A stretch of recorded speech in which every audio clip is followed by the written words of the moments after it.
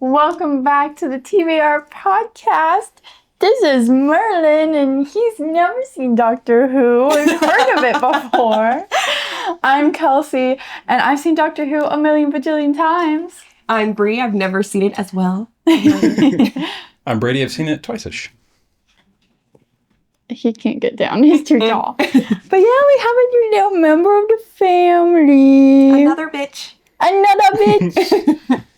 Merlin boy. I told you Bad Wolf wasn't over. You told me Bad Wolf wasn't over. Do you like it a little bit more now? We had some big episodes this week. Yes. So we watched episodes 10 and 11. Hey everyone, Brady here. Just a quick heads up, we had a bit of audio trouble in this episode, so you might notice a few hiccups along the way. We did our best to clean it up, and thankfully new microphones are on the way. Thanks for bearing with us. Hope you still enjoy the episode. Which is kind of funny because they filmed those at the same time. Because Midnight, which is episode 10, was a companion light episode. What was that one again? Midnight was the one where the doctor went on the train. Oh, yes. Yeah, gotcha. To the planet of diamonds. Oh, that makes sense. Mm-hmm. By the same time. Yep. And then the next one, which is Turn Left, was a Doctor Light episode. So they were filmed at the same time, and then whenever they were in the other scene, they just... Yep. Cute. Okay. So let's start off with episode 10, Midnight. Mm-hmm. It was directed by Alice Troughton and written by Russell T. Davies, and it premiered June 14th, 2008. The Doctor and Donna visit the resort planet Midnight, the surface of which is bathed in lethal radiation. The Doctor plans to take a shuttle tour to visit a waterfall made of sapphires, and decided to take the trip with other tour-goers. Mid-route, the shuttle stops. The Doctor joins driver Joe and mechanic Claude in the cockpit, and they see all systems appear operational, but they are simply not moving. Joe calls in for a rescue shuttle. The Doctor returns to the cabin before knocking begins on the sides of the shuttle. When the shuttle is rocked violently, the hostess finds the cockpit has been ripped out. Skye begins repeating what the Doctor and passengers are saying. Skye starts to only repeat what the Doctor says, and soon is speaking simultaneously with him, and eventually starts saying things before the Doctor repeats them. While most of the other passengers begin to sacrifice the Doctor, believing him to now be possessed, the hostess begins to believe in the Doctor. The hostess grabs Skye and sacrifices herself by pulling the two of them into the radiation. The Doctor returns to normal, and the shuttle passengers are rescued and returned to the resort. Okay, so this is a quite famous episode. People have really big feelings about this one. Oh, positive or negative? Mostly positive. I've got some big feelings about it too. Yeah. Brady and I, look, I do like this episode, and I enjoy what it's saying about humanity and stuff. It pisses me off so much. And that's the point of the episode, is to piss you off, right? Because you're like, all these people are just turning on each other like that. Yeah. And you're just like, stop being evil bitches. Like, stop trying to just sacrifice each other. What? Yeah. So that's how you know, it's a good episode, but it just it makes me mad at humanity. Okay, got you. Yeah. I was like, damn, what happened? What about you? What'd you think? At first, I was like, I don't know how I feel about this one. But then when it started being like, can't trust anybody, loved it. Very, possession, but also The Thing. You know, seen that movie? Where they've done it basically a million bajillion times now. Yeah. No. Yeah, I have, yeah. Yeah. So that. No, wait, there was another episode. Remember, there was another episode during Doctor Who where it was The Thing type. What's the Ninth Doctor, I think. It's like a monster that becomes a person, and they have to figure out who it is. Yeah. Oh, okay. Yeah. And they call it The Thing. I didn't know that. Wait, wasn't it the show? There's another episode in future season that's kind of like that. Yeah, I love it. I love that trope. Oh, well then you'll love the first episode of 11. Okay! Oh. I mean, it's a little bit like that. Maybe. No, you'll be like, oh, I hate his face. Yeah, literally it's gonna take me a minute. But fun fact, this episode has been adapted 3 times for the stage. So they made this episode into a stage play 3 times. Oh. Yep. The first 2 fail and they had to do it a 3rd time? Time to charm. No, it was just, That good? yeah. Huh. One was Okay. by students from Salford University's BA Performing Arts and Media Performance courses in March 2011. Another was at Lass O'Gowrie Pub Theatre in Manchester in January 2012, and by Sporadic Productions as part of the Adelaide Fringe in 2016. This would be a great play. Yeah. It really would. It lends itself really well to that because it's pretty much one location. I Yeah. love And things like that. yeah, Mhm. you just have like a very small group of people cast. And it is like not a lot of special effects. Yeah. It's just humanity. And again. everything is words. It's the entire plot. Yeah, I'm pretty sure this episode was like 90 pages long. Really? Yeah, because of the overlapping dialogue. It's like a Gilmore Girls script. Yeah. Yeah. And it was actually really cool because I was, I like reading on this, but they had to film it was 60 pages, sorry, not 90, 60. But damn near. But still, yeah. But the parts where they're all talking over each other, they had to film each person's lines. Like they had to film it however many times there were people, pretty much. I was like, okay, all y'all shut up. You go. Yeah, so everyone else had to mime saying their line while one person said it.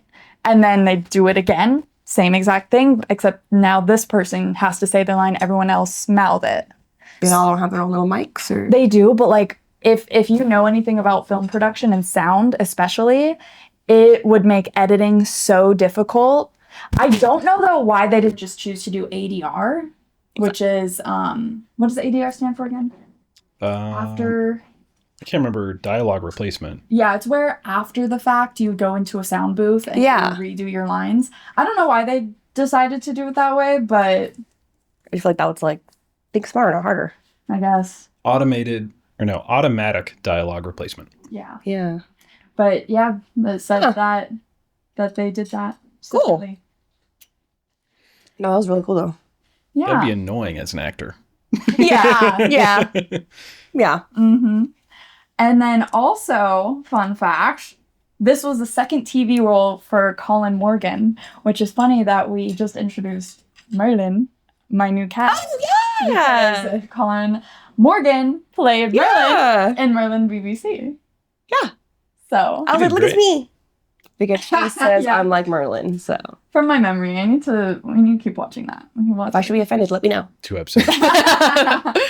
And then also another character, the actor who played Professor Hobbs, so the older gentleman that had the Yeah, I can't assistant, picture his face, but yeah. he was a late replacement for an actor named Sam Kelly who broke his leg and had to withdraw from production. Oh, So the actor David, is it Troughton or Troughton? I don't know. But he joined the cast just with 2 days notice. oh. Whoa. Fun fact about David Troughton, that's how I'm going to say it. He's the son of Patrick Troughton, who portrayed the Second Doctor. Golly. Like we keeping it in the family. Yeah. So they've worked with him a couple times on like other Doctor Who stuff, like audios and stuff. So he wasn't new to the Doctor Who world anyway. Yeah. So it was probably like a, hey man, Oh, hey, come on. oh. Some script, memorize. Yeah. Wow. Yeah. So a 60-page script nonetheless. Damn. And he did great. Like, I loved his character. Yeah. Also, at the end, I hated his character. Yeah. Wow. Yeah. Anyways. So, getting straight into this episode, Donna, she's like, at the spot, she's like, I'm not going to go. I'm not going to go on a school trip. No. I'm going to relax. Yeah. Of course, as she should. She deserves it. I thought it was going to be one of those episodes where they're they're like stuck in something. Because like it looks so like dream world. So I was like, is it like, they don't realize they're got put into this or something. But then I was like, okay, fine. I mean, to have that though right after Silence of the Library, where she was in a dream world, and then the next episode, Turn Left, also being kind of like a parallel world. I know, that's what I was saying. I was like, yeah. And now we have that again, like in the new season of Doctor Who as well. Oh, right. Yeah. Yeah. Mhm. Yeah. They revisit that trope a lot. But also, a little spoiler for people who haven't seen the new season of Doctor Who. But this episode, Midnight, the entity is reused, I guess, or comes back. Oh, cool. In the new Doctor Who episode called The Well. Cool. And it was a really good episode. Oh. And it was super cool that they brought this back. Yeah. Because, like...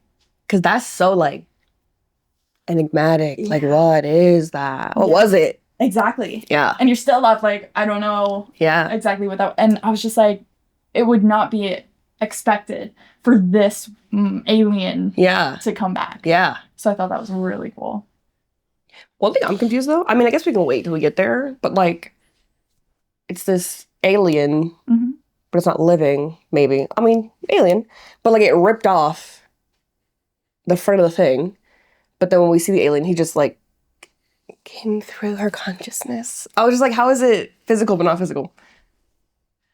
We learned things. What? So, in The Well, the episode that's in the new Who, I think it explains a little bit more of how it works.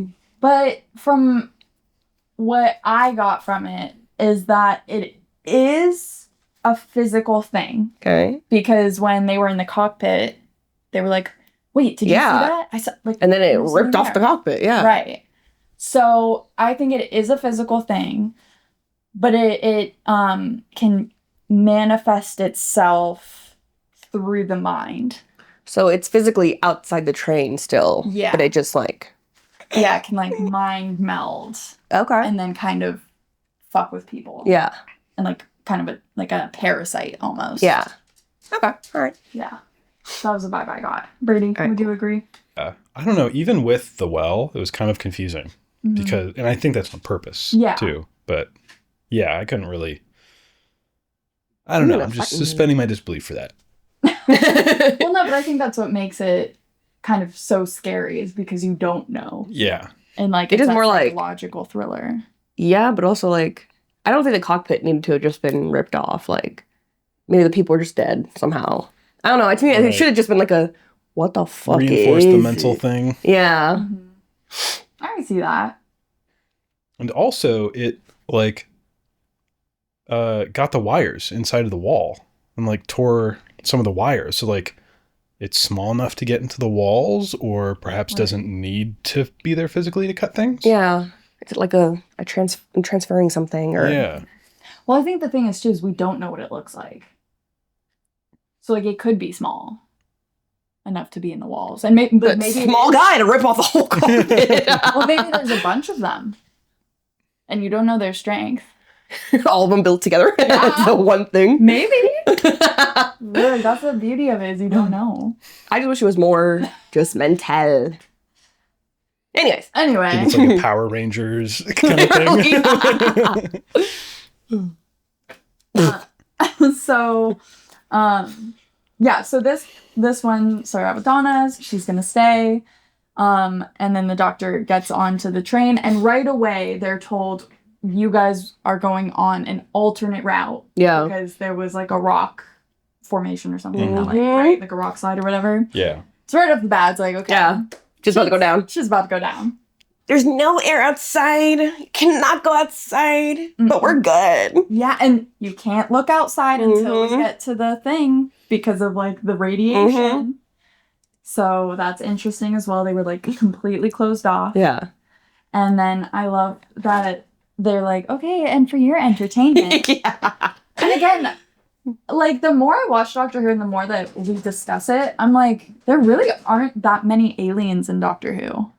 I know. Like they're always humans. Yeah. Yeah. You know? And sometimes they're humans, but sometimes they're not humans. Yeah, but they're still humans. Yeah. Like, okay. That's some creativity. But they're also always showing Earth stuff. Yeah. Like, Because wasn't that Goldie? What's her name? Singing? Kate Hudson's mom. Yeah. Yeah, I'm pretty sure. I was like, okay. Yeah, but like, yeah, for your entertainment, old Earth, whatever. Yeah. I'm like, what about old Planet 48? I know. Like, or just like things from different worlds, you know? Or like current Earth. huh? Or current Earth. Yeah. That'd be like current, like in-flight entertainment only being like talkies, you know, from like Yeah. the 1930s. Right. But so they have the music playing, Mm-hmm. and then they have cartoons playing, Mhm. and then they have this weird light Mm-hmm. going, Mm-hmm. and I'm like, you leave them on all at the same time. Mm-hmm. I was getting overstimulated. Yeah. Just watching, I was like, all right, they're gonna have to cut out. That's going to be like one generation away. Yeah. Like, I need my phone to play a game while I'm watching TV. I'm already halfway there. But Yeah, I love there's the a lot. doctor just. And then Sky. I. Yeah. But I love that they're like, oh, well, what are we gonna do now? Get them to talk to each Hey guys, what's up? other. I love that part. He's so extroverted. I love I it. love him. But I do enjoy that they had those moments. Yeah, where Oh they my showed God. like humanity at its best. Yes. Humanity at its Its worst. worst. Yeah. So getting into like, okay, the grit Mm-hmm. of this episode. So shit's going down. Cockpit off. Mm-hmm. They can't leave. Mm-hmm. They hope that the rescue shuttle's coming. Right. And there's something outside knocking. Yeah. Is it rocks? Is it a creature? Yeah. Nothing can live out there. Mhm. It's rocks. Literally doing that Yeah. multiple times. And then Sky, no, it wants me. It wants me. Why does it want you? Yeah. I thought we were gonna get like a thing from that. But I think like that unanswered vibe. You need answers all the time. Yes, I'm curious. I need answers. Let it like to live. learn. Let it breathe. So I thought it was gonna be like something she worked on before, because she was saying, I don't know, something to her ex-girlfriend or something. I was like, dang, maybe something in her work was like tied to that low key. Like we don't even know, but just like, you know, Yeah. I was working in anti-particles, da da da. It's like, oh, that's why it's coming for. I don't know. No. But we did have Professor Hobbs and his assistant who they were like, yeah, we've been on this expedition 14 times. Mhm. And nothing lives out there, I swear, you know. They'd love to say nothing living, nothing human, or whatever they were saying. I was just like, okay, is it robots? Like, or is that literally when they kept saying that before, like the whole creature came, I was like, oh, so it's like robots or like some AI, or Yeah. I was expecting that to be like the main thing then. Okay. But anyways, yeah. But then finally, boom, Mm-hmm. everything. Sky. What's going on? Why can't she move? What's wrong with her? And then she starts repeating what people are saying. No, that was sick. How would you take that? Like, what do you think? I would do a doctor then. Oh my god, doctor, you're so handsome, you're so beautiful. No, I'd be freaked out. I'm like, oh. Mm-mm. Would you be like, let's get her off? No, I'd be like, let's sequester her. Get that locked in somewhere else. Because that's scary as hell. Would you be like, everyone just shut up and don't talk the whole Yeah. time? Yeah. Hey, silent. The quiet game. I know. Oh my! It pissed me off so much when everybody just kept fucking talking over each other. Yep. I was like, She keeps saying my words. Look at my words. This scene where everybody's talking over each other, everything's going down, the paranoia is building. Hi. This was the bulk of that 60-page episode. Yeah. 44 pages was just scene 9. wow. Okay, so then when she was repeating off what everyone was saying, Yep. she only had to do that one time. Yeah. For her lines, yeah.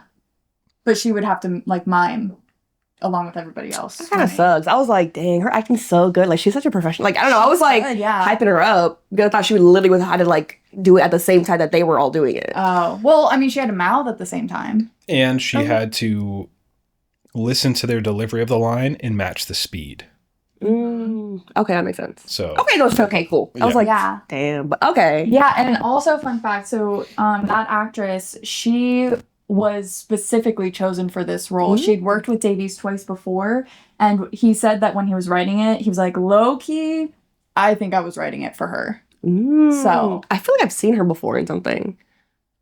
I don't know. I don't recognize her. You don't be watching things. Give me a minute. I'll find out. Yeah, Brady will find out. I'm trying to find anything that I would recognize, but it seems like a lot of these are British television shows and British TV movies. So stuff I wouldn't really know. Okay. So she starts repeating, and then she starts saying things at the same time. And then they're like, okay, we gotta throw her out. And I feel like the real culprits here was the hostess, and the married couple. Yeah. Especially the wife. Yeah. The wife. That's a Republican That's a white woman. Republican white women. Yeah. Yeah, I liked those parents, like, at the beginning. No, right away I was like, ugh. And then I said, Yeah, I'm just like, oh, it's, family, rebellious son, whatever. Yeah. It reminded me of my family with my brother. Yeah. So, like, okay, yeah, I like them. And then I was like, wow, I hate them. Yeah. Which I hated most people in this. I liked the professor's assistant. Me too. Yeah, she was great. Yeah. Because she kind of was keeping her head for the most part. Yeah. Trying to keep it logical. Yeah. That was it. Yeah. To me, the most confusing one was the hostess, though, for me. Because she was the one that instigated. I know. Like, let's She's throw like, her out. I'll do it. I think we should. Yeah. You know? I wish we knew more about her because, like, I feel like everybody else, you kind of get a bit of backstory on their life and who they kind of are and what they've experienced. Yeah. But the host, to me, was the one person we never talked to. Yeah. And so it just kind of felt like, why are you being like this? Yeah. Like, why were you on board? Yeah. And then you change your mind at the end. Maybe that's just what you get when you're in a life of customer service roles. I don't know. I could certainly understand after my time in LA. Yeah. But I do think that was part of the point. Because they were like, what's her name? Yeah, what's her name? I don't know. Yep. Yeah. But Yeah. it was interesting though, because she was like, let's throw her out. Like, Yeah. I would kill her. She would like second it. Yeah. But then, like, when it was actually time to like throw out the doctor, she was second guessing. But like, also not. But then why? I'm confused why she sacrificed herself. That was the most confusing part to me. 'Cause she didn't seem like a self-sacrificing person if she was willing to throw out. And it the was first like, girl. it's only open for 6 seconds. So I thought the last second she would just did that. But then would that have pulled her? Probably, but also like, And maybe she panicked too. Like maybe it's just like everybody is going crazy. Right. Everybody is saying to throw the doctor off. I'm the one who started this. so a little Maybe bit it was guilt. just like, I'm going to hit it. And then that's where her courage stopped. And then she froze, yeah. like having the sunlight coming in. Like I could see somebody freezing in that situation and not being physically able to toss them out.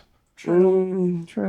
Be like, oh, wow, I got to this point and I can't do it. Yeah. And the 6 seconds was just like until you won't be able to breathe, or it's like the force field goes down. Yeah, like that air pocket dispersed. So could she have still pushed her after 1 second? Like opened it, push? I think she would I have think been. she could have tried. like it would have worked. Maybe. Yeah. I think that someone would have had to like hold on to her then. Like I feel like they would have had to like make a chain to hold her in.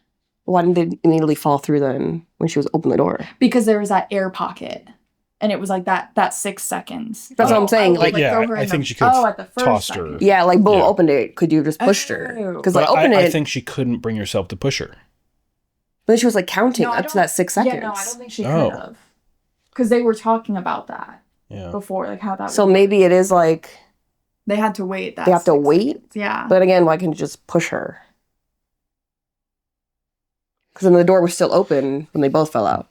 Yeah. This is a question that was slightly addressed in one of the like fandom.com things. And they said the hostess probably panicked and did not try and did not try to coax the other passengers into helping her get rid of Skye, as they were bent on removing the doctor. Otherwise, she was probably afraid of not being able to overpower her. Also, if you've ever tried to wrestle someone of equal size, strength, and weight, it's much more easily possible to use your own weight to send you both toppling. Otherwise, you'd have to get some sort of advantageous hold on the other person, which the hostess didn't have the time or knowledge to do. But it wasn't like the woman was fighting back. Right, yeah. And I don't know who wrote this. But yeah, but that's I'm just like trying to see like if I'm putting another that on person here. who addressed that. Okay. Interesting. I'm gonna say she froze. She was like, wasn't thinking through. It was like 6 seconds, you have to go. That's the vibe I got when I watched it. It was just like, oh shit. Yeah. I hit the button. That's Like, all. all I know is 6 seconds, and then wow. I don't know. Yeah. Damn. R.I.P. Yeah. So when the doctor kind of was pinpointed, Yeah. and then everybody was like, well, what's so great about you? Like, why are you better than us? Like, why are you taking charge? Which is interesting, though, because this is really the first time that I feel that the doctor has been questioned and not trusted automatically. Yeah. That we've seen. Because we've talked about this before many times. Yeah. Like, why does everybody just trust him? Like, follow him? And he's not very good at, like, convincing people to trust him. Because unless it's like, oh, I'm just leaving, and you just keep going. Mm-hmm. But, like, no. Tell me. And here, the only difference is he doesn't have a human companion with him. Yeah. Do you think that having a human companion makes him more trustworthy? Or, like, helps him in that way? I think it definitely would have this episode. Yeah. Yeah. And also, the other times we've seen the doctor immediately take control of people is with the military.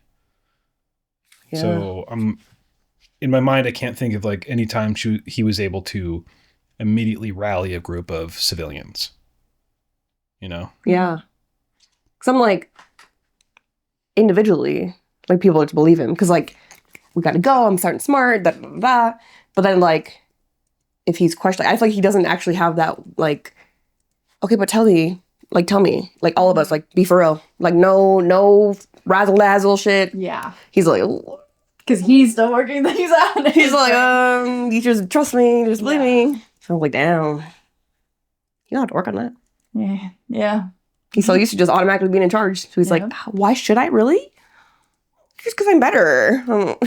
Yeah, but he is. He almost sounded to me like that kid in the Sontaran episodes. The Radigan. Oh, ooh. He almost like sounded that way in that scene. And I don't know. I don't think that was on purpose, but like that kind of. No, yeah. Uh-oh. No, because that's why the doctor saw him. Like, that would have been me for real. Yeah. If I didn't have companions, maybe? I don't know. Honestly, yeah. You know? Yeah. He's kind of an asshole. Yeah. You know? Yeah. So, like, the humans bring that humanity. Yeah, like, force him to, like, be here, you know? Rather than just, like, I'm just doing it on my own, figure it out. Yeah. I don't need you. Ooh. Uh-oh. Got some character flaws. I'm curious why they're fucking stupid. So, she takes over the doctor, you know, whatever that shit is, leeching off, I don't know. Mm-hmm.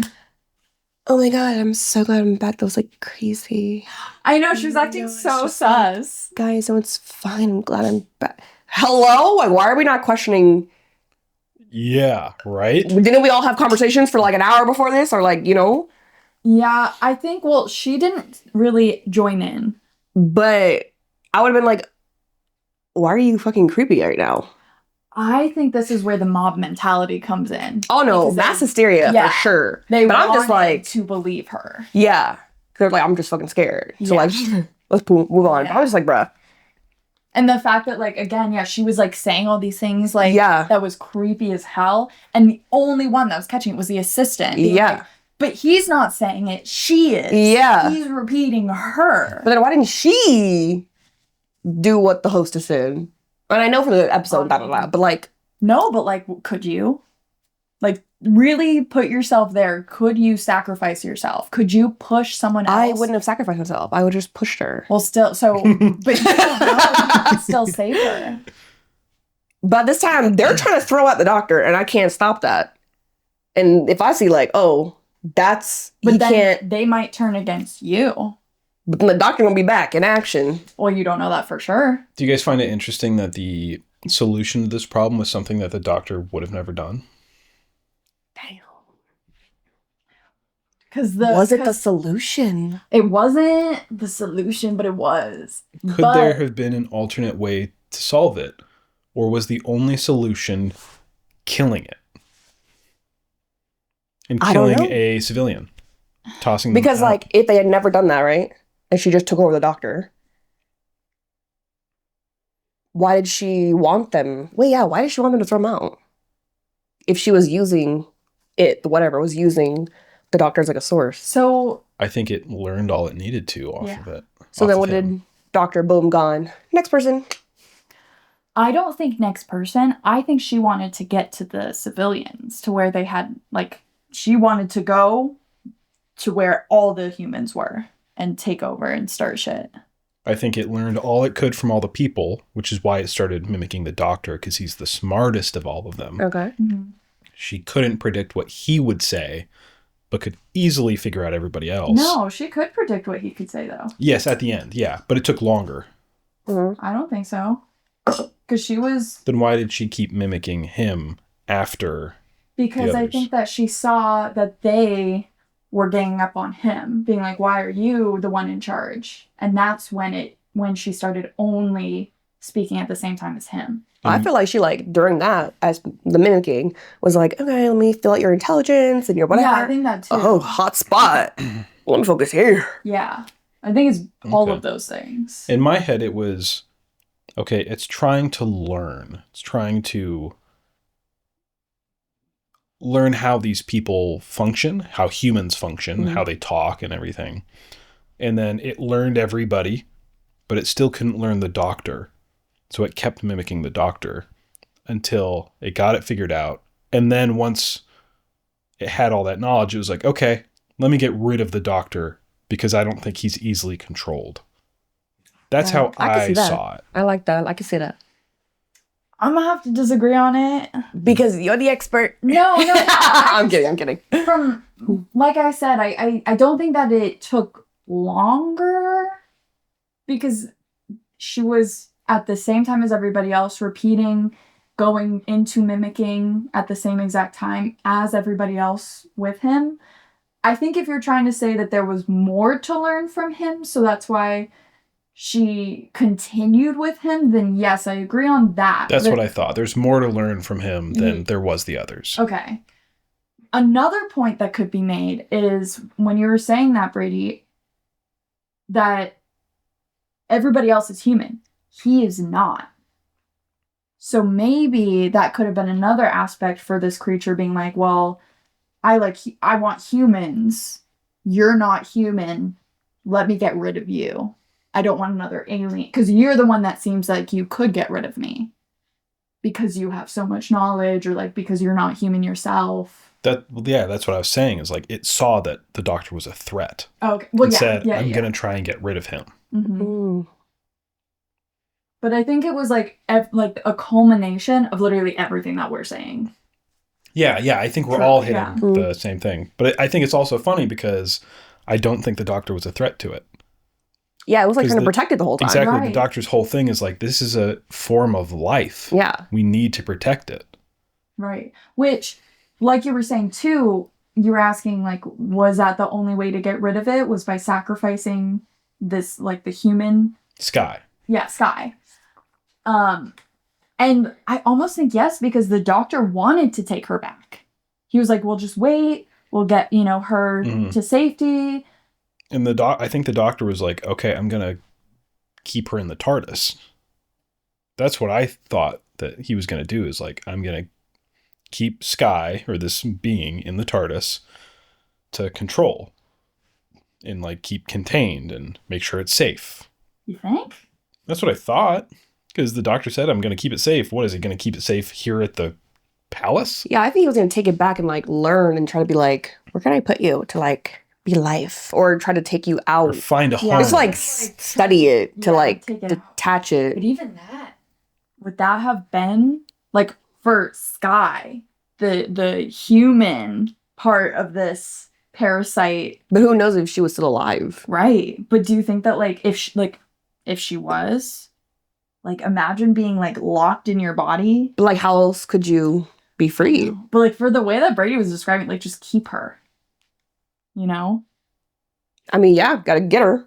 So I can find a way, like, still be like, this is whole new. So I gotta figure this out. That's what the Doctor wanted to do to the Master.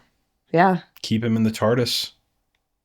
Yeah, well, I feel like that's different. Yes, yeah. I'm just saying it's not. But it's not outside of what the Doctor has been known to think from time to time. yeah, you know? True. Like we talked about with what was that episode where it was with Martha, the family, how he trapped them all.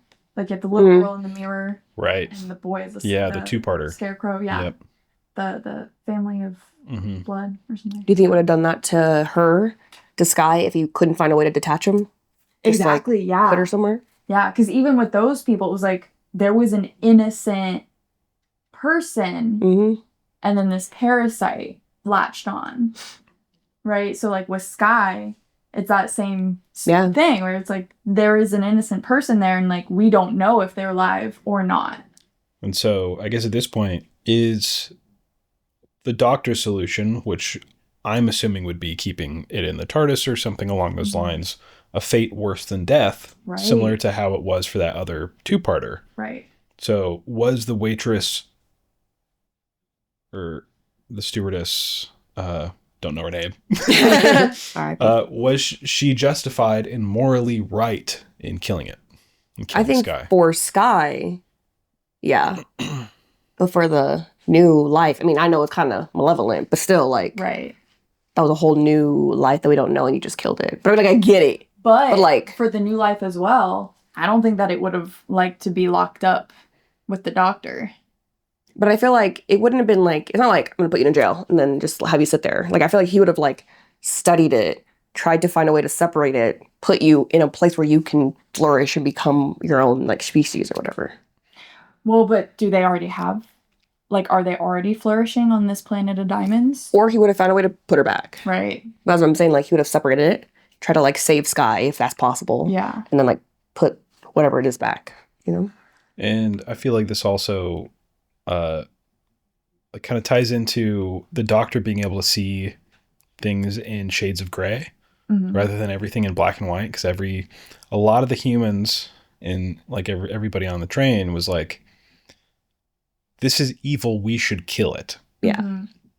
And I think a lot of people see things in black and white. Yeah. And the Doctor, I think the Doctor has committed genocide.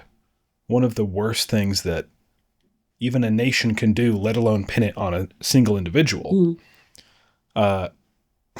Yeah. Relevant. So, Heavy.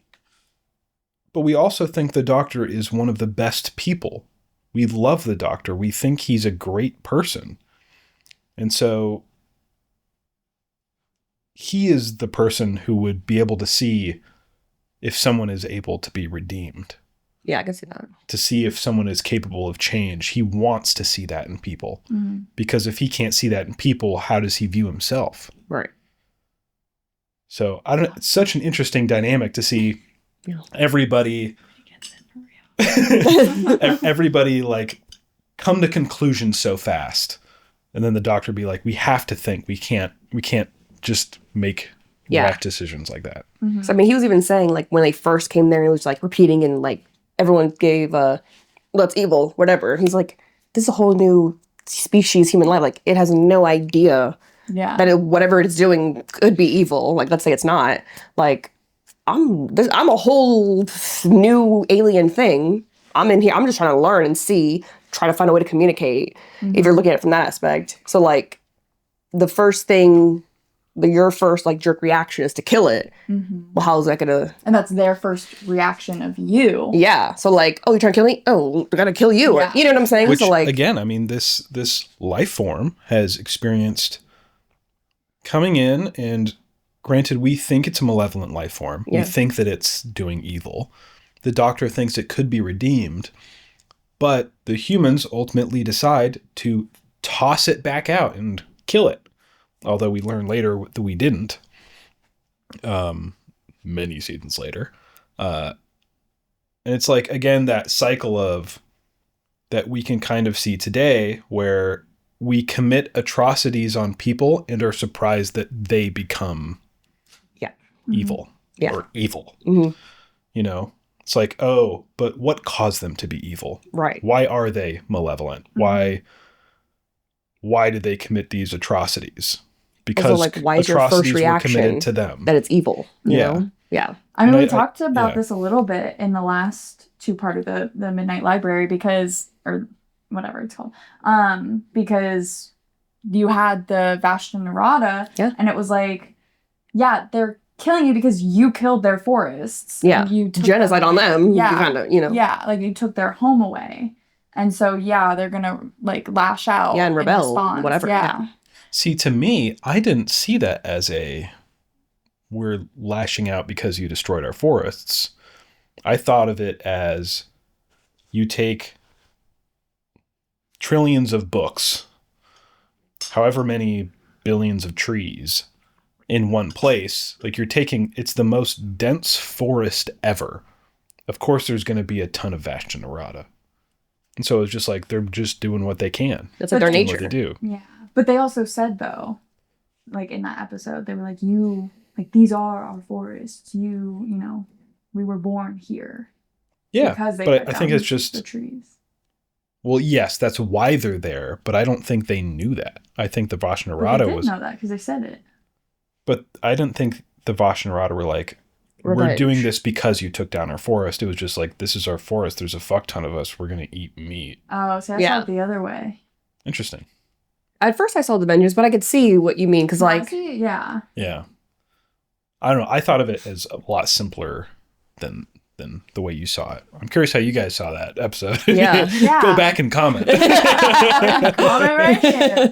No, and I think that's the beauty of Doctor Who and you know, this episode too, and why it is so human nature is complex. And the way that people react to this episode is complex. Mm-hmm. You know? It's all in one location. It's all about people interacting with each other. There's been 3 stage plays adapted from this. Like, there's a reason that this resonates and makes people feel so many emotions. Yeah. Mm-hmm. Man, good conversations. This one is very intense.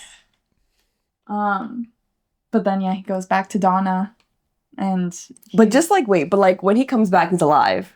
Yeah, just like the shame that's like floating over everybody. Yeah, is like so thick and heavy. It's just like when they realize they're wrong. Yeah, and like, oh, and we're gonna kill you. The white lady being like, no, I said it from the beginning. And he just looks at her. Like, girl. Like, I heard you. Don't fucking play me.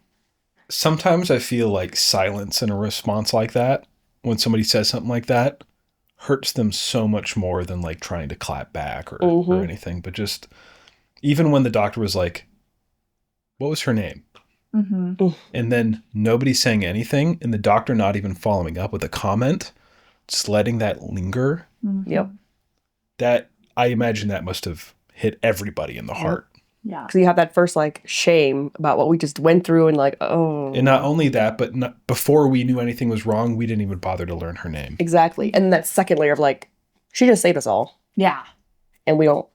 Mm-hmm. Yeah. Ooh, cold chills. That's crazy. I feel like this is the same sort of, like, conversations that come from, like, Hunger Games. Yeah. 'Cause it's like, we were talking about how in all the other books, you don't know every single one of the tribute's name except for Sunrise on the Reaping. Like, how names are so important to identity and humanizing each other and stuff like that. And then, obviously the whole plot of Hunger Games. It's like everything that's not said, but, like, it's just, Like, I love those sorts of things. Mm-hmm. Yeah. Yeah, this one really gave it. Yeah. And I love how in this episode, we came to start by liking everybody. Like the doctor turning off the entertainment, be like, all right, we all got to talk. And like, we get those moments with every single person. Like even with the son, who's very, separated.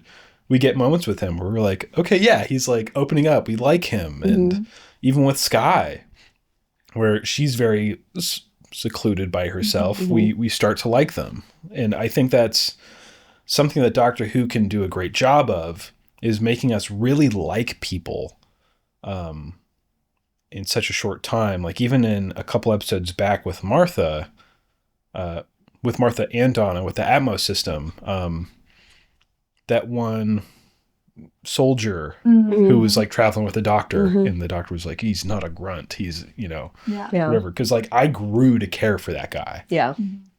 And I always keep talking about how they make evil people, like they give them a sense of humanity, they give them a little bit of something good, and this episode was the exact opposite. It's like they present them as good people, and then they show the dark side of them. It's like you really don't know how you're going to react or be in a situation. Yeah. You know, like you really don't know people for real. No. Yeah. Yeah. And even after all these years, I mean, the Doctor at this point is just under 1,000 years old. He still can't predict people. Period. That was good, Brady. Yeah. That was good. Bye, guys. What would you rate this episode? It's almost like the episode itself, obviously it was good, but I almost like it better, like, talking about it than, like, what I actually saw. Me too. You know? Me too. Because I feel like, what wasn't said, or it's like all the messages from it is what makes it good. But then if you look at it just by itself, not that it was bad, but it wasn't like I would probably say like 7 or 7.5. Yeah, I think it is because it's like that uncomfortable itch. Yeah. Of like that could be me. And like, Yeah. I don't know, like, and just like that pisses me off watching you guys. And then especially in like the political climate right now, and feeling like you just want to shake people and be like, why don't you understand? Yeah. I think it's that like uncomfortableness. Yeah. That makes it like a little bit unlikable. Yeah. But then like based on the conversation when you're like dissecting it, I definitely say like 8.5. You know, like it's better once you're like actually breaking it down. But I'll say overall 7.5. Okay. Brady? I'd give this one a solid 8. I think also an 8. Yeah, because again, during watching it, like what I expect from a Doctor Who episode is to be like, oh my God, what's going to happen? Oh, I love these timelines. And, my favorite things are like time travel and I'm trying to solve something. But this one was like, I want to fucking beat the shit out of you like the entire time. Yeah. And so like, it wasn't what I wanted out of a Doctor Who episode, but I love it for everything that it is. Yeah. That's why it only loses 2 points. Yeah. Wow. Didn't we get a little Rose Tyler? Oh, yeah. Yeah. Behind him? Yep. Yeah. On the TV. Yeah. So, again, keep seeing her. She's reaching out. No more plants. Yeah. Which comes to fruition. Semi, kind of. And this next episode 11, Turn Left. So, it was directed by Graham Harper, written by Russell T Davies. It premiered June 21st, 2008. A fortune teller approaches Donna, who helps her recall what led to her meeting the Doctor. Donna remembers she was driving to get a new job and turned left instead of right to get a temp position. When the fortune teller convinces Donna to turn right instead, a large beetle working for the trickster attaches itself to her back. Donna's decision creates an alternate reality where she never met the Doctor, so the Doctor drowned after killing the Rachnos children. Sarah Jane and Martha die, the space liner Titanic crashes into Buckingham Palace, destroying London, and Britain is placed under martial law. Rose appears to Donna to save her and her family from the destruction of London, but they are forcibly displaced. Explaining that the stars are going out in every universe, Rose insists that Donna travel back and turn left. Donna is transported back and is hit by a passing truck, creating a traffic jam that causes her past self to turn left. As Donna dies, Rose whispers a message to her. The alternate universe disappears and Donna wakes up. Donna recalls Rose's message was the words, "Bad wolf." The Doctor announces that the universe is in danger. I told you Bad Wolf wasn't over! You told me Bad Wolf wasn't over. Do you like it a little bit more now? A little bit? Like a little bit? You get a nod. I don't know if I believe that though. The nod is not very, like, naughty. The grain of sand is turned into a grain of rice. Thank you. Step at a time. Step at a I time. need a full bowl. I think it's cool though to see something like a plot point you think has come to a close turn out that it's something bigger. Yeah.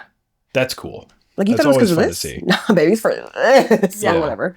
Yeah. Like So- we keep talking about these seeds planted during one season. It's cool to see it planted during multiple seasons. Uh-huh.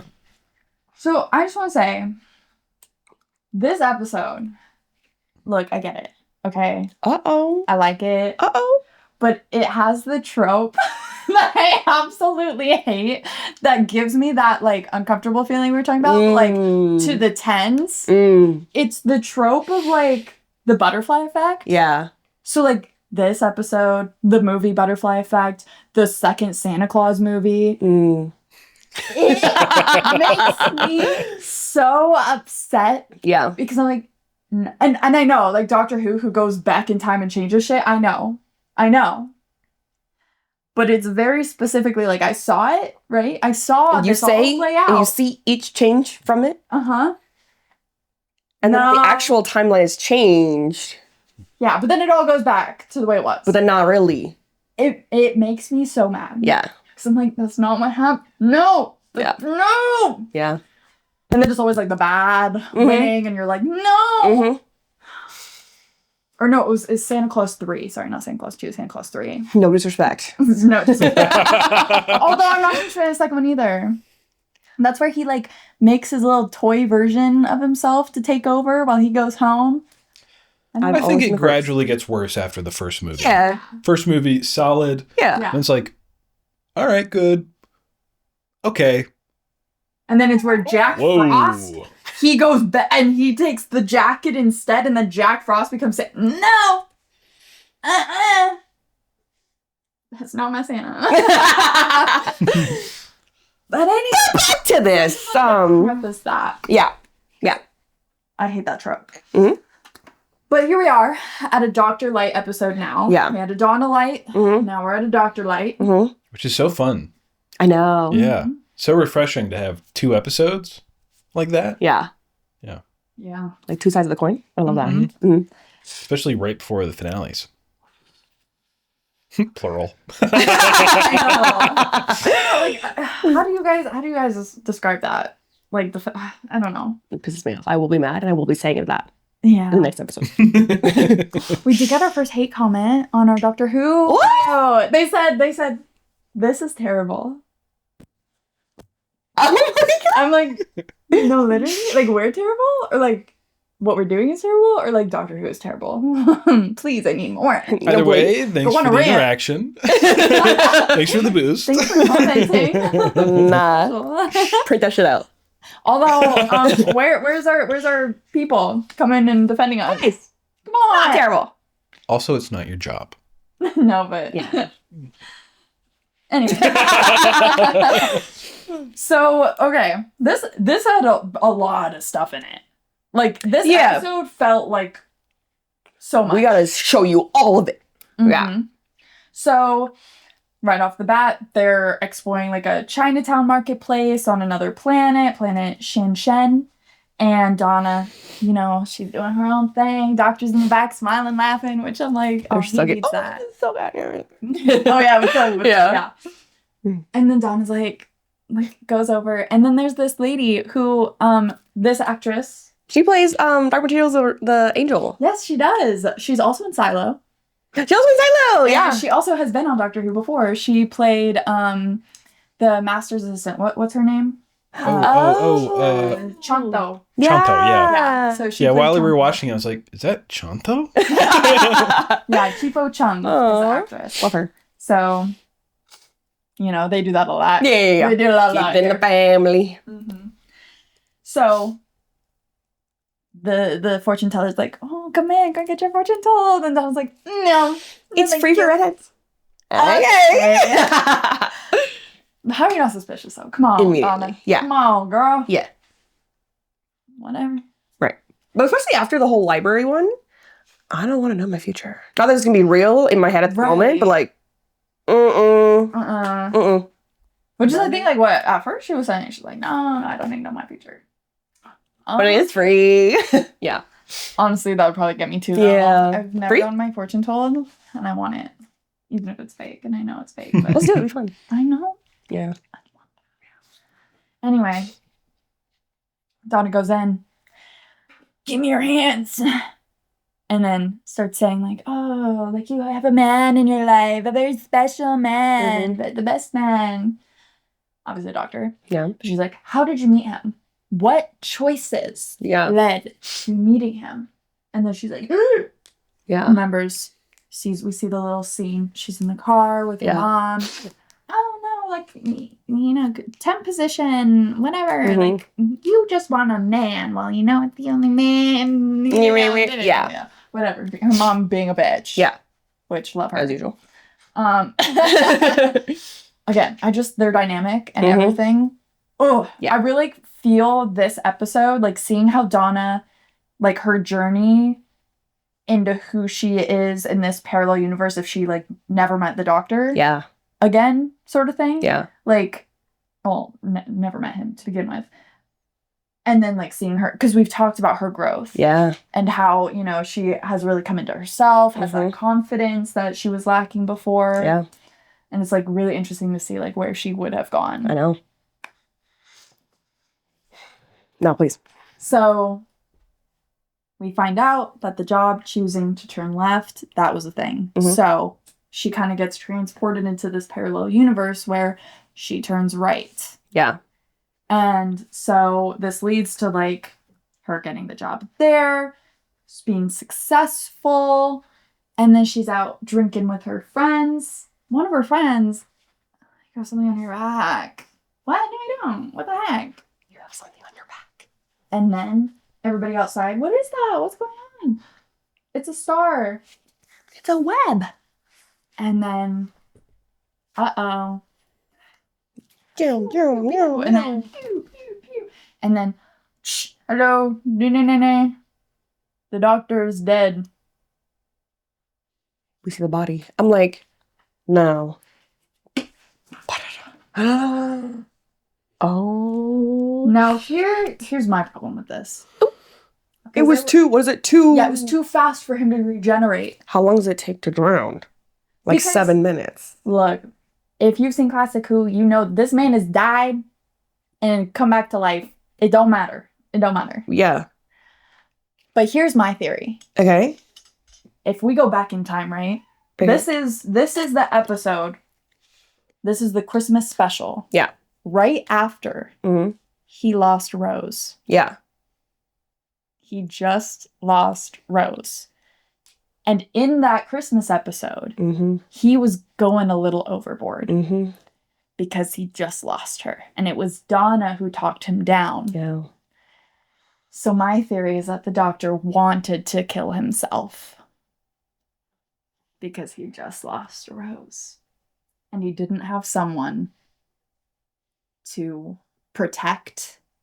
He didn't have someone to talk him down, to bring him out of that. So I think he chose not to regenerate. And if not consciously, subconsciously. Subconsciously. Damn. So. Doctor Love Rose. Yes. Because then even Donna later. Were you in the doctor? Yeah? Was that a yes? I'm taking as a yes. Yeah. But doctor dies. And then Rose. No, where is he? Where is he? Who? The doctor. Oh, there was a doctor that just died. Like, but it could be another guy. And then, like, okay. Here's my thing with this. Yeah, that was weird. Was her reaction was odd because she was, like, surprised he died. Yeah. Which, sure, because this is a parallel universe. But also, she seems to know a lot. Yeah. And, like, Donna, like, you know. So that was, like, a little bit confusing to me, her reaction. Because also, like, if you really thought the doctor was dead, like, doctor died? Like, I feel like she would be crying, she'd be freaking out. it's wrong. It's all wrong. So, like, did she use her time travel to then, like, see how it was going to play out? I don't know. To know, like, I okay. don't know. Because also, like, how is she doing that? Because she's wearing the same thing, so... Yeah. And, like, looks the same every time. So it's, like, very obviously... She's from one point just keeps... Yeah, keeps jumping. Yeah. How is she doing it? We don't really know. Is it time travel? Is it just, like... Because it also has to be, like, universe jumping. Like, parallel universe jumping. So that's kind of, like, a big question that's, like, a plot hole that I don't think we can figure out. That we just have to accept. But I did think that her reaction was a little bit off to me. Yeah, no. I was confused too. Okay. So I was like, like, girl, that's supposed to be your man till day one. Yeah. You're just like, that's wrong. I missed that. What the heck? Yeah. That? Like a little bit more. Yeah. Even if you are realizing that this is wrong. Yeah. I don't know. I'd still be like a little upset. Yeah. But something that I did find really interesting about this episode was they did bring back a couple people and like talked about other people. So they had the doctor from Martha's first episode with the Jadoon and the hospital. Yeah. So they had him come back and like redo the interview and say, yeah, no, Martha Jones, the dog, she gave me the last breath. And then like Sarah Jane Smith. Yep, Sarah Jane Smith. How she's the one that like brought the thing back, but she died. Yep. I was like, and then referenced. They referenced Torchwood as well. Yeah. But Sarah Jane, they also like referenced her kids. Yeah. And like her kid and his friends, which is the spin-off Sarah Jane Adventures, Yeah. Which is kind of the important connection here because in the Sarah Jane Adventures, they specifically fight the trickster. Like the trickster is one of the main enemies. And the beetle that's on Donna's back, we find out, is the trickster's doing. Yeah. So it was kind of a fun connection there. It would have been cool if we saw this episode like in her POV when they were talking about the trickster, like having that we see her actually saving, we see Martha that, you know, like right. That would have been cool if it was an alternative, whatever, you know. Well, this episode, they were already cutting it really close for budget. Yeah. So they reused a lot of footage. So, oh yeah, I figured. Yeah. Yeah. Because they were like, we cannot just redo everything. Yeah. Nah. But that would have been really cool to see. Like, they're... Yeah. Without the doctor. Yeah. And then we also have, you know, the Atmos later. And seen that. The Titanic coming in and everything. And again, it's that question of, does the doctor save more people than he hurts at the end of the day? I mean, if you look back, if this is all of this without the doctor, they're literally in like a post-apocalyptic world versus him in the timeline that, you know, we know. Right. Like, oh, okay, we know about aliens, but like it's still normal life. So yeah, I'm gonna say he does some good. Yeah. This episode makes that pretty clear. Yeah. Yeah. Like, what was that number? Like 6 million or something dead? And then in America, when the fat... Yes. I love that it was the adipose in America. I was like, yeah, why wasn't that? That should have been where it was located. Yeah. But yeah, it was like, what, 64 million? Yeah, they're like, oh no, America's gonna send us all this money, we're gonna be good. 60 million died from the fat just Yeah. Oh.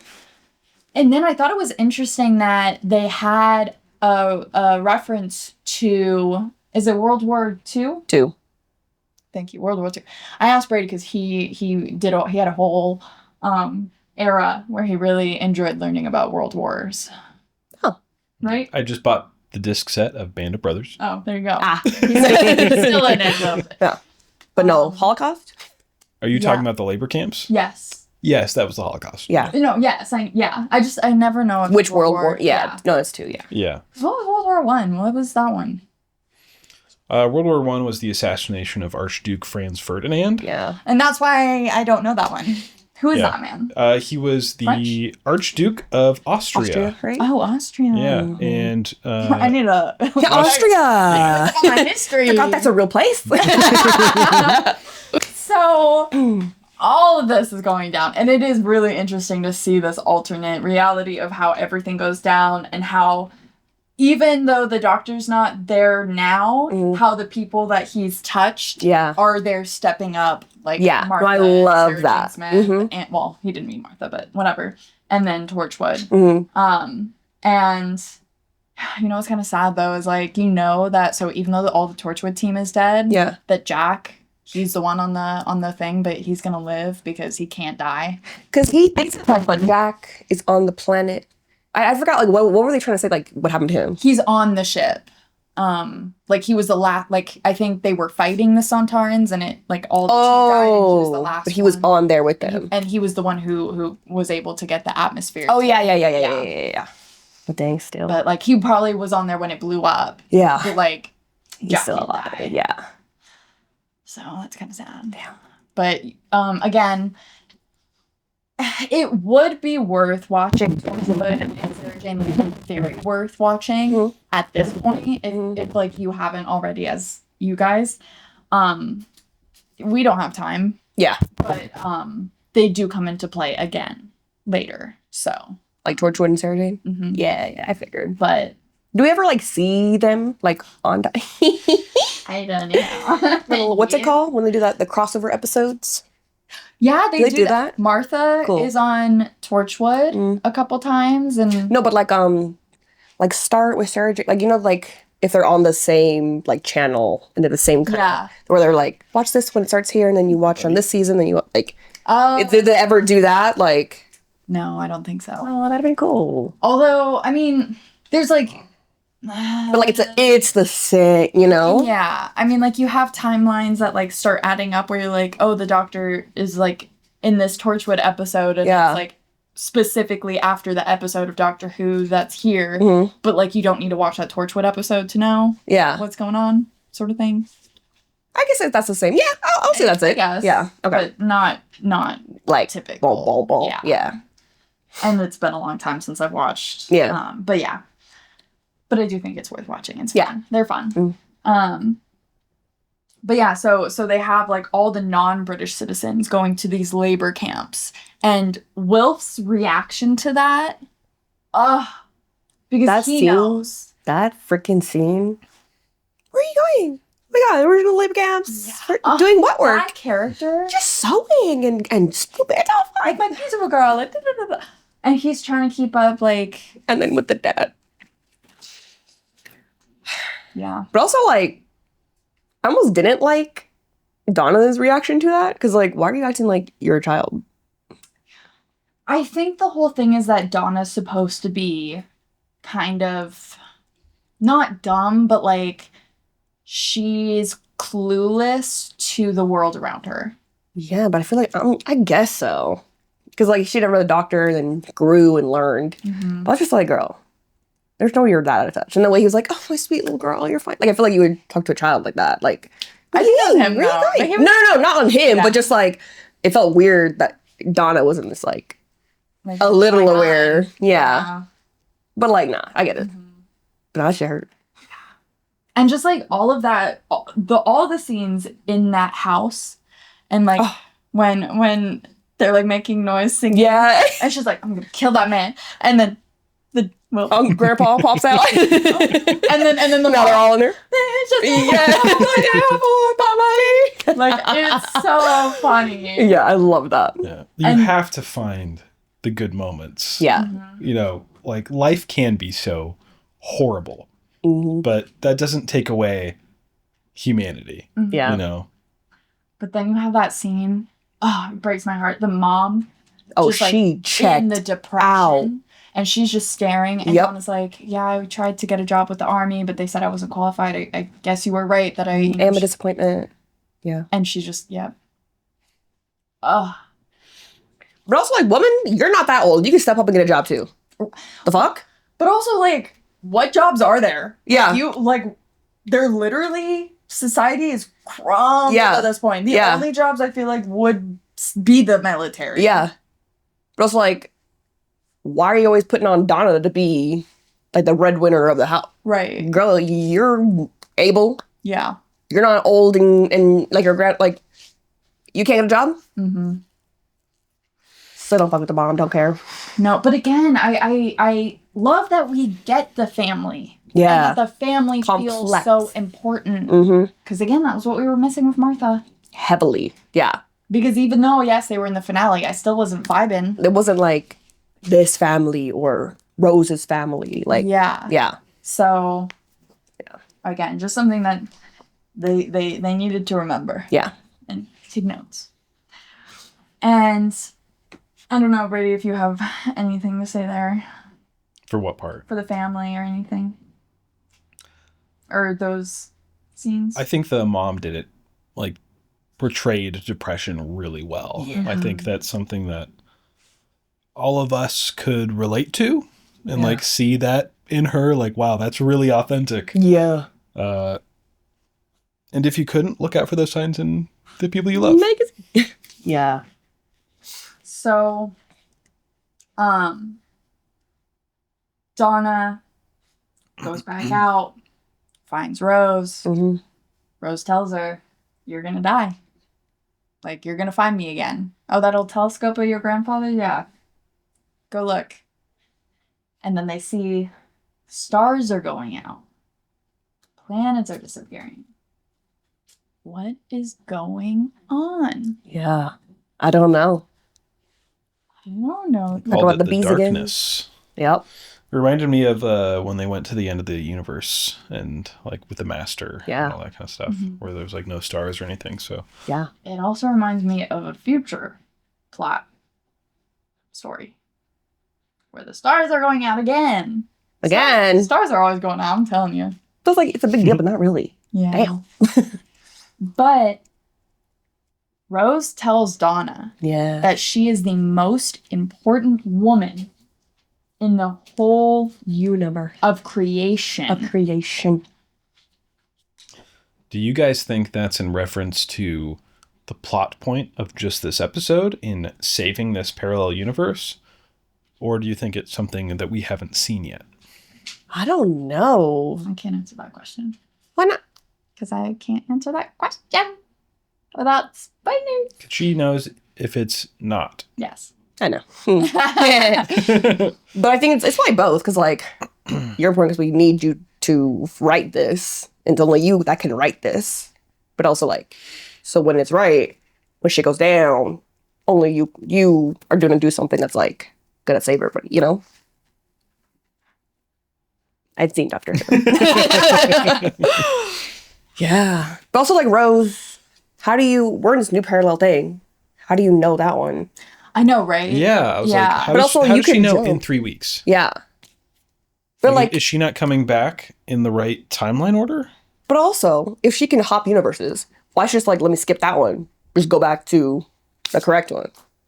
Yeah, I don't know. I think it's all with the parallel universe stuff and wibbly wobbly timey wimey. I don't think it's meant for us to really. I know. To understand, but I'm with you there. How would you even know now, for real? Right, because it seems like she is kind of like the Doctor, where she knows two different outcomes. Yeah. Of what's supposed to happen and what's happening now. Yeah. That's not right. But also like, just go to that one then, if you can jump universes. Right.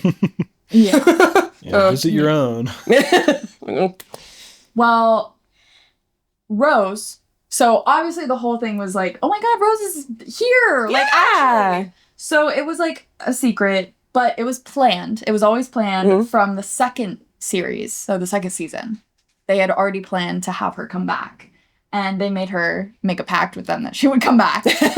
You literally have to. Yeah. Yeah. And they made it seem that like she was never coming back by using her busy schedule as like, oh no, she's so busy. Like she can't. She's not gonna come back ever. Ever again. But and then she did. Yeah. But some people were not feeling Rose Tyler. She fell off. But also like, it makes sense. But like, dang, I miss her. Seeing her, I'm like, I miss you. Yeah. I don't know what this is. But I get it, because like, you know, time and shit happened, and you lost a doctor, went to a whole new universe, and then you had to like, you know, survive on your own. I get it, but it's like, damn. It's a different Rose. Yeah. And she's grown. So, Stephen James Walker, who was a writer, and he did a lot of Doctor Who reviews. He said one, that Catherine Tate did better. He's the one that hated Catherine Tate. I was always annoyed by her. Oh. But he was like, no, she like they wrote her better than they wrote her the first time we saw her. Like the way that she's kind of like not have that growth. Yeah. He was like, it was better portrayed in this than it was the first time we saw her. But also, when we first saw her, she was on her wedding day and she got taken away. Yeah, I'd be upset too. Okay. Whatever. But he thought that Billie Piper was, quote, distinctly below par, citing her gaunt and malnourished appearance, new hairstyle, and slight lisp as reasons why her acting was not her finest. He criticized her role in the episode as being, quote, far less well worked out, end quote, than Donna's. I noticed she sounded different, but also like looked a little different. But like it could just been, growing. Time passed. Time. Yeah. Here's the thing. She was early 20s. She was like 20 when she started the show. Yeah. And it's been how long? A couple years? Yeah. Girl's grown. People grow.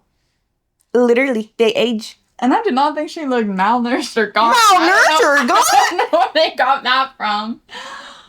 This girl looks sexy as hell. I did notice a little like lisp. A little bit. Yeah, I don't know like if she had like a or something. No, Invisalign or something. Because I feel like she was poking like there's a lisp, but like maybe just Invisalign or something. But I mean, she still looked like Rose. Yeah. I don't know. I feel like acting is not tied to a person's appearance or at all. Their words. Yeah. Or like how their S's sound. Yeah. Yeah. Because like none of that was like, oof, the lisp. Yeah, your acting's bad. What? Yeah, no. Yeah, a little says a lot about that reviewer. Yeah. Yeah. Wow. Because also like he was the one that was ragging on Catherine Tate too. No, we see a misogynist, a woman hater. Yeah. Heavily. No, but I think the acting was just different because she's grown and like been through shit. Not with the doctor anymore, doing her own. Like we don't even know what's her journey's been. Now because she knows shit's going down, so she's out like, like life has happened. Yeah. So she's not gonna be just, young and spry and sweet and you know what I'm saying? Yeah. Yeah. Because in canon of Doctor Who, she was 19. Yeah. So. Yeah. Yeah. Anyway. Were you, like, excited, though, to see Rose? Like, yes! I was like, finally, we're seeing my girl!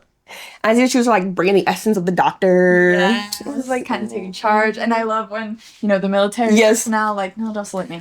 Yeah. Or don't call me ma'am. Yeah. Or whatever. Yeah. But also, I hate that she was being so, like, I'm not gonna die, right? Like, not answering her questions. Because, like, I get it. But, like, girl, oh my God. What? She's just trying to bring the Doctor. Get it, but like, girl, come on. Yeah. But I love seeing her though. Mm-hmm. I was like, okay, Miss Doctor. Right? Yeah. And then the TARDIS was there. I know, trying to help them. Yeah, with the little bit that she could. That's my girl. I love the TARDIS. Yeah. And so they also have like this whole contraption of mirrors so that she can see what's on her back. Now, we did get a couple references of something on your back. Yeah, finally. Specifically in the Pompeii episode. Mm-hmm. And you were like, I don't know what the fuck that, like... Yeah, I know. That's what I was saying. What she got on her when back. we first started, like, on her back. Yeah. Yeah. And so now, like... Now we're done. The dropping the subtle hints throughout, I think it's just chef's kiss. Yeah. They don't do that really anymore. Everything is now, like, in your face. Mm. But whatever. I don't know how you felt about the beetle thingy. Nightmares. Yeah. Yeah, hated it. That's Brady's worst nightmare. Yeah. Anything with bugs. Because, like, bugs. Yeah, it was really creepy, but, like, something's off for me. I don't know. I mean, it looked fake. Yeah, but, like, don't know. I wish it looked more, what's that? Oh, that was on Falling Skies. Never mind. It's a different show. I don't know, just more, like, creepy, so random, yes, buggy looking thing, but just more alien-esque. Yeah, so let me get to Yeah, it was where- just like a straight up beetle. Yeah, you said beetle. Big ass beetle. It's alien because it's big. And like stiff. Like, please. That cool sounds. Yeah, creepy ass sounds. Yeah. Hold on, sorry. Okay, so the beetle is actually, so the design of it was rough. Okay, so Russell T Davies explicitly links the time beetle in Sarah Jane Adventures to this, or the time beetle to this villain, the trickster in Sarah Jane. And wait, where is it? Okay, so its design was influenced by the giant spider of Metabellus 3 that clung to Sarah Jane Smith's back in Planet of the Spiders, a classic Who episode. And the beetle's normal Earth-like appearance was deliberate. Prosthetic designer Neil Gorton thought that familiarity would ease the narrative and cited the cat nuns from New Earth and the Jadoon from Smith and Jones as examples. The prosthetic was made using fiberglass and fitted on a harness for her to wear on her back. I could definitely tell. So here's, let's see, giant spider picture. Oh. Yep. Oh, look at her. Oh, she's so cute. Yeah, that's creepy as fuck. Yeah. So like they were trying to give that vibe with the beetle. But I wish like when they showed it, it was like moving a little or like just being, you know? Being Yeah, floaty. just like. Yeah. Like they just kind of had the close-ups of like, yeah. Yeah. I But I think she did well because I'd be scared as fuck because like, that's there this whole time. Like that would creep me the fuck out. Like all of a sudden you just see it. Mm-hmm. Yeah. But then Rose, hello, Miss Empath. What are you? You're not doing your thing. Look, she's down to business right now. I remember she's like totally freaking out, and she's like, "Donnie, you're fighting. It's like not even real. Okay, I need you to like do something for me for real. Like You need to kill yourself. you gotta kill your. No, it's just like near. It's like not even. It's like there, but like nah, you're fine. Yeah. Rose. Rose is lost without the doctor. It's like she's losing her own humanity, Well, that's what her and mom that's said. what her mom had said. Because without the doctor, she feels she has to be the doctor. She got to step up. Mm-hmm. But I miss that. Anybody, boom, Miss Girl is there. Yeah. Like she was there a little bit, like it's okay, Yeah. but like I miss that, and I get it because like trauma, you've been through things, you're still going through things, and I get it. And we're I just gonna wish get we this- still had that, like, but deep down, I'm still Rose. Yeah. It just hurts. So they're like, okay, Donna, you got to go back in time and you got to stop yourself from turning right. You got to turn left. Mm-hmm. You know. Mm-hmm. And then this whole thing, Donna's like getting ready. She's like, wait a minute. I understand now. You didn't mean that I was going to die. You meant that this world was going to die. And Rose just kind And of then, like, I would, like, die Yeah, because this won't be real. And then Rose was like, I'm sorry.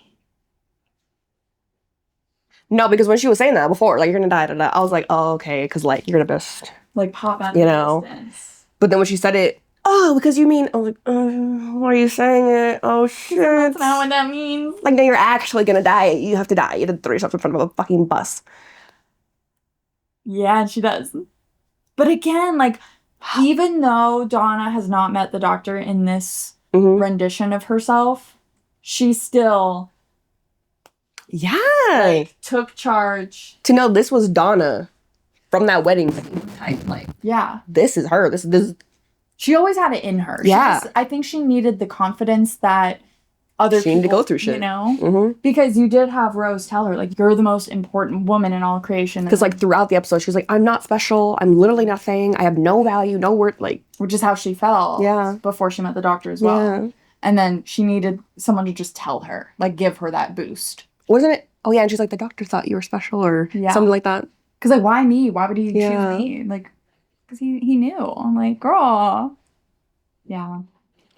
So I think that was, like, kind of the equivalent of the doctor bringing that confidence to Yeah. her.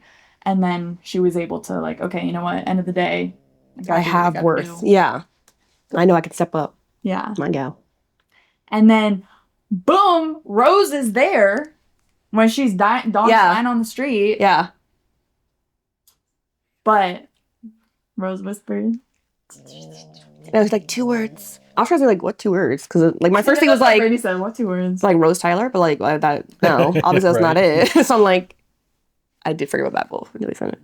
I was like, oh... Right before they said it, I was like, oh. I know, literally. Okay. Yeah. Because... But... Oh, sorry, go on. No, but, like... And I know I probably shouldn't be hanging up on this, but y'all know how I get. Yeah. She's dying. How is she gonna send these words? How does that... Because then wouldn't you want to tell in the car? Obviously you can't, but, like, how is this... How? Because she's just hoping that, like, the parallel universe, like, memory is going to be there for Donna. Oh, because by the time it gets there, that's technically her? Yeah, because she technically did go through that. Yeah. Because, Okay. Because now the reason she turned left was because of a crash rather than... Because of her, Yeah. It's all that, like, wibbly-wobbly shit. Okay. All right, yeah. And then after, like, that happens, going back to the question of,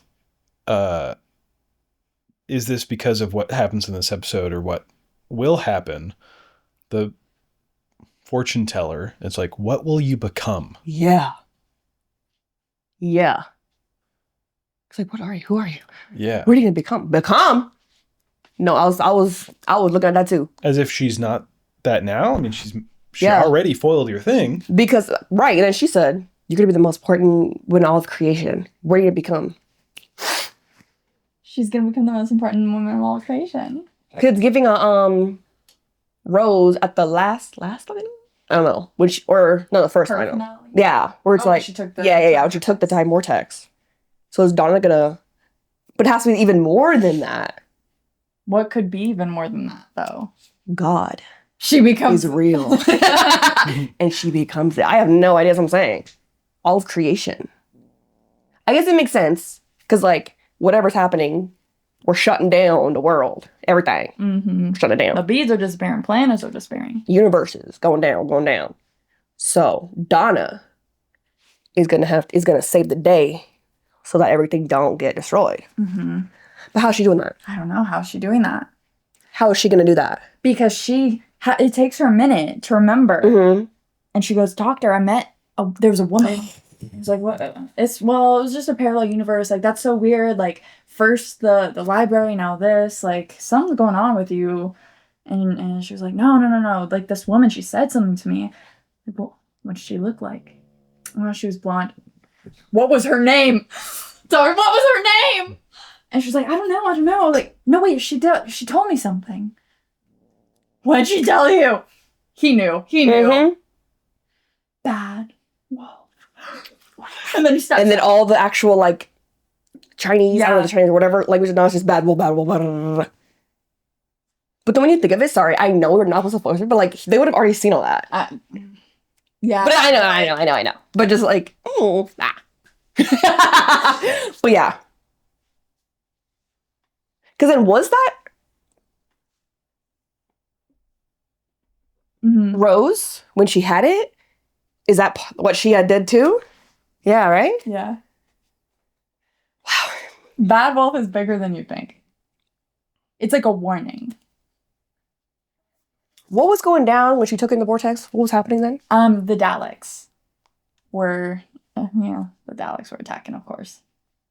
You think the Daleks are coming back? You think that's going to be... Is Bad Wolf tied to the Daleks? I don't know. But shit was going down. But also, like, what? The Daleks, what? We haven't seen the Daleks in a minute, though. I don't care. We were seeing them every other episode. I'm sick of them. I'm done with them. I'm done. Is it inevitable now? Literally. Because I was thinking, like, okay, what was, like, happening when, like, Bad Wolf happened? Because I know Miss Girl took it, from the station. But yeah, they were battling Daleks. Then how does he know it's the end of the universe? Or, like, the end of the world from Bad Wolf, which was then? Because the Daleks were going to take over everybody? It's a warning. You just gotta live and breathe it. If this is about the Daleks, I'm sick of it. I'm giving it 0 fucking stars. Like, every time we see them, like, okay, everybody's gonna be taken over and killed, and, like, they're unkillable, yada, yada, yada. But also, they don't seem that powerful. Like, you really, every time I see him, I'm not that scared of you. Well, regardless of if it's the Daleks or not, what's going on is pretty crazy. That worlds are disappearing and like bees are disappearing. Yeah. So shit's going down regardless of who's doing it. Like but if there is, why didn't y'all Ben did this? Right. They're like, no, let's think bigger. They're always thinking bigger. They've been around a long time. Because weren't they escaped too before? The in-between species? The like vortex thing, yeah. But wasn't it in between all the universes? Yeah, it was like that, like... They opened it, yeah, that like, thingy. So they're inside the black space between? Yeah. And then one disappeared, but then all the others were destroyed, and then... Yeah. They tried to make all the Daleks in the Manhattan... Yeah. And then they got destroyed, and then, but, you know, some got away. It's just like at the end of the day, bring somebody different. Bring somebody new. Yeah. Because if it's a Daleks, Kelcie, I'm not watching it. I'm not. Well, how would you know then if you don't? Exactly, because timey-wimey. I'm going to erase it from my brain. I'll go back in time. Well, I'll just say right now, the finale of this is my favorite, so. That's all. I need to know what happens to Donna because she's not going to die. Because we literally see her die now. So before we Unless they're just getting you cozy with the idea. No, because before, what was the big death before this? We just had? Like, real? Yeah, real? Or, yeah, we had a death. A big death. We had the face of Bo die. No. Me. Archaeologist. Oh, River Song. River. So we had River Song's death. So I'm like, we also know she's going to be a big, like, you don't even know how important this death is at the end of the day. So a big death. And then we saw Donna, like, die. So at the end of the day, she's not going to die. We just seen two big fucking deaths. So what's going to happen to her? What do you think? Because later, she was like, oh, Donna, I don't know you, but I heard you. So what happened? Any guesses before we get the finale here? Any guesses? Because this is your last chance. Put your money down. She gets erased. But she's alive. But she gets erased. So, like, the universe Every forgets her, in a way. Okay. Because then she's still alive. Maybe she forgets. And everything forgets. It's just like she's poofed. Everything's poofed. But she's not dead. So maybe she's still alive. She's just a regular person. I don't know. I'm confused. Okay, well, you'll find out next week where we're watching the 2-part.